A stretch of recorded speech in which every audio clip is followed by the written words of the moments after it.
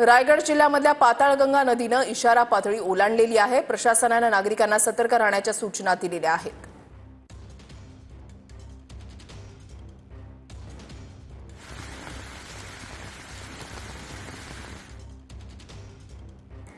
पाताळगंगा नदी इशारा पातळीवर आता पोहोचलेली आहे आणि त्याच्यामुळे सतर्क राहण्याच्या सूचना प्रशासनाकडून देण्यात आलेल्या आहेत। आज रायगडमध्ये मुसळधार पावसाचा अंदाज आहे, त्याच्यामुळे शाळा महाविद्यालयांना सुट्टी सुद्धा जाहीर करण्यात आली आहे।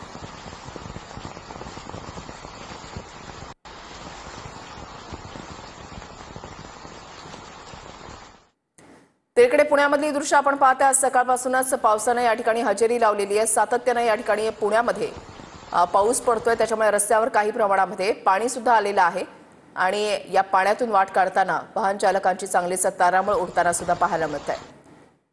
कॅम्प परिसरामध्ये सखल भागामध्ये पाणी साचलेलं आहे। हे दृश्य आपण पाहताय। गेल्या काही तासांपासून पुण्यामध्ये सातत्याने पाऊस पडतोय। कॅम्प परिसरामध्ये सखल भागामध्ये पाणी साचलंय।